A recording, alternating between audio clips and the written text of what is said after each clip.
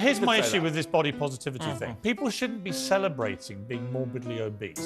Recently मैंने Instagram पर कुछ ऐसे रील्स देखे जिनमें कुछ ओबीज लोग बॉडी पॉजिटिविटी के नाम पर अपने मोटापे को ग्लोरीफाई कर रहे हैं। एंड हियर मी आउट, अगर तुम्हें ओबेसिटी किसी मेडिकल कंडीशन की वजह से है तो मैं तुम्हारी बात नहीं कर रहा, but according to National Institute of Health and Mayo Clinic, obesity एक ट्रीटेबल डिजीज है। At any point of time it can be overcome. मेरे को खुन्नस है उस मेंटालिटी से जो इस ओबेसिटी को बॉडी पॉजिटिविटी बोल के एक्सेप्ट करवा रहा है। As per the NFHS 5 data, India की ओबेसिटी रेट बहुत अच्छी नहीं है। इन लोगों की गलत ईटिंग हैबिट की वजह से ये मोटे हुए, देन क्योंकि वो अपनी इस असलियत को एक्सेप्ट नहीं कर सकते और खुद पर मेहनत नहीं करना चाहते, तो इसे एक नया नाम देने की कोशिश कर रहे हैं।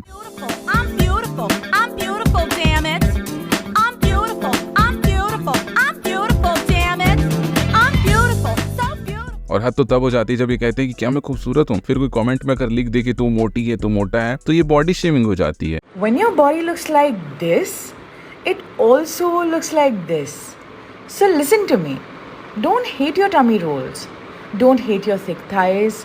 It's still your beautiful body. It deserves love. देखो, I believe social media is a place for everyone. तुम अपने ओपिनियंस दे सकते हो, अपने पॉइंट ऑफ व्यू रख सकते हो, जो मन वो क्रिएट कर सकते हो, but at the same place तुम्हें ये भूलना नहीं चाहिए कि तुम्हारे भी ऊपर कोई लोग कमेंट करेंगे and it's not going to be good each and every time. क्योंकि सोशल मीडिया पर जैसे ही तुम अपनी कोई भी वीडियो पब्लिक करते हो तो तुम इनडायरेक्टली एक फॉर्म को साइन अप कर देते हो कि भाई अब मेरे ऊपर तो हर कमेंट होने वाला है। इस तरह से लोग तुम्हें कुछ ना कुछ कहेंगे ही, अपना POV देंगे in the form of criticism and appreciation. And इस तरह के क्रिटिसिज्म जरूरी है, इसे मोटिवेशन की तरह काम करता है और तभी तुम्हें हो सकता है रीजन मिले कि क्यों तुम्हें अपने ऊपर काम करना चाहिए। पर अगर यही क्रिटिसिज्म किसी ऐसी चीज पर मिल रहा है जो तुम बदल नहीं सकते, जिसको बदलना तुम्हारे हाथ में नहीं है, तो फिर वो बकवास है। फॉर एग्जाम्पल, तुम्हारे स्किन कलर पे अगर कोई कमेंट कर रहा है तो वो कमेंट रेसिस्ट है। You have such nice features.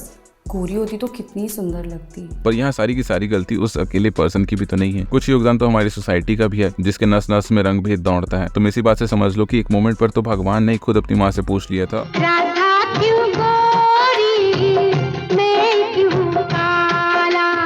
फिर वही लोग जो इनको मानते हैं वो लड़कियों को देखकर कहते हैं कि ये तो काली है, इससे थोड़ी शादी करेगा तू। और ऐसा ही रंग भेद वाला द्वेष इन भाई साहब को भी सहना को मिलता है। बट यहाँ एक कैच है और वो है इनका ड्रेसिंग सेंस। मतलब अगर तुम्हें कहीं किसी के साथ डेट पर जाना है तो या तो तुम कैजुअल ड्रेसिंग चूज करोगे या फिर तुम फॉर्मल की तरफ जाओगे। पर ये कैसा एबनॉर्मल ड्रेसिंग स्टाइल है भाई, उर्फी के साथ जा रहा है क्या डेट पे? लेकिन एक क्वालिटी जो तुम इन सभी में नोटिस करोगे वो है इनका कॉन्फिडेंस। कभी कभी ओवर हो जाता है पर कॉन्फिडेंस इनमें बहुत है, और यही कॉन्फिडेंस चाहिए उन लोगों को जो खुद को इनसिक्योर फील करते हैं बिकॉज उनके चेहरे में पिंपल्स हैं, उनके दांत निकले हुए हैं, नाक टेढ़ी है, आंख छोटी बड़ी है, या फिर बाल झड़ रहे हैं, दाढ़ी नहीं आ रही है, क्योंकि तुम्हारे हाथ में नहीं है। पर क्योंकि लोग इन्हीं डेफिनेशंस के थ्रू अपने आप को ब्यूटीफुल मानते हैं, तो वो अगर इन ब्यूटी स्टैंडर्ड्स में फिट नहीं होते हैं तो इसका मतलब उन्हें बदसूरत ही मान लिया जाता है, जो कि बिल्कुल सही नहीं है। हो सकता है तुम्हारे इम्परफेक्शंस ही तुम्हें खूबसूरत बनाते हो। जरा चल के तो दिखा बेटा।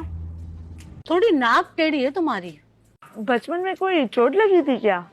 जैसा हमें पता है कि बॉलीवुड या फिल्म इंडस्ट्री हमारी सोसाइटी को कितना इम्पैक्ट करता है, तो हमारे लुक्स पे मिलने वाले सारे जजमेंट्स का सोर्स भी यही है। आज भी एक्ट्रेसेस अपने चेहरे पे, बॉडी पे अलग अलग तरह के कॉस्मेटिक चेंजेस करवाते रहते हैं। सर्जरी से लेकर फिलिंग्स से लेकर इम्प्लांट्स तक, they do every fucking shit ताकि वो उस परफेक्शन ऑफ ब्यूटी को अटेन करें, जिसकी वजह से उन्हें वो एप्रिसिएशन ऑफ ब्यूटी मिलेगा जो उन्होंने पैसों से बनाया है। देखो, अगर तुम ब्रेसेस लगवाते हो या फिर अपने हेयर ट्रांसप्लांट करवाते हो या किसी भी तरह के कॉस्मेटिक चेंजेस करवाते हो जिसकी वजह से तुम्हें सेल्फ कॉन्फिडेंस मिलता है, देन इट्स गुड, कोई प्रॉब्लम नहीं है। लेकिन इसके मेडिकल साइड इफेक्ट्स के अलावा ये हमें एक खोखला कॉन्फिडेंस भी देता है जो 4 लोगों से वैलिडेशन की डिमांड करता है, जिससे वो और ज्यादा बढ़ जाएगा। पर अगर वहीं 2 लोगों से क्रिटिसिज्म मिल जाए तो वो बहुत ज्यादा गिर भी जाएगा। अगर तुम एक ब्रॉड पर्सपेक्टिव से देखोगे तो ये एक लूप के जैसा है। हो सकता है तुम्हें आज जिस चीज के लिए क्रिटिसाइज किया जा रहा हो उसको अगर तुम कल चेंज कर लेते हो तो परसों तुम्हारी किसी और चीज के लिए तुम्हें क्रिटिसाइज किया जाने लगे। एंड जो लोग तुम्हें क्रिटिसाइज कर रहे हैं, ऐसा नहीं कि उनमें कोई इम्परफेक्शन नहीं है या फिर उनको कोई इनसिक्योरिटी नहीं है अपने शरीर को लेकर। सबको होती है, हर किसी के पास एक रीजन है इनसिक्योर फील करने का। जस्ट बिकॉज तुम लोगों को उतना हक दे देते हो कि तुम्हारे बारे में वो कुछ कह सके, वो कुछ भी कह देते हैं। एक आंख पत्थर की है क्या? खून की कमी लग रही है बेटा मुझे तुममें। सेब और अनार रोजाना इसका जूस पिया करो। रंग गोरा करने वाले टीके आ गए हैं, लगवा लो, थोड़ा रंग ही साफ हो जाएगा। Overall the whole notion of this body positivity thing is कि तुम अपने शरीर से प्यार करो, उसकी कमी हो या खूबी हो, हर चीज को अप्रिशिएट करो और एक्सेप्ट करो कि जो है यही है। पर प्रॉब्लम तब हो जाती है जब तुम सिर्फ उन एस्पेक्ट्स पे ध्यान देने लग जाते हो जो नहीं बदलने वाले कभी, अगर तुम सर्जरी या फिर इस तरह के किसी पाथवे पे नहीं जा रहे हो। लेकिन मोटापे जैसी चीजें परमानेंट नहीं होती, तो इस पे काम कर सकते हो एंड हम सब ग्लो अप की तरफ जा सकते हैं। बस अपने बनावट के हिसाब से हमें अपने आप को संवारना होगा। सबसे ऊपर अपने फिजिकल फिटनेस पर ध्यान देना। एंड इस बात को प्रूव करने के लिए सोशल मीडिया पर प्लेंटी ऑफ एग्जांपल्स हैं। इन माय ओपिनियन हमारी जिंदगी के 99.99% प्रॉब्लम्स ठीक हो जाएंगे जब तुम्हारी लाइफस्टाइल सुधर जाएगी। एंड लाइफस्टाइल सुधरती है फाइनेंशियल स्टेटस से, जिस पे हम सबको ध्यान देना है। याद रखना, मनी ऑलवेज विंस, बाकी सब बन जाएगा। मिलेंगे नेक्स्ट वीडियो में, बाय।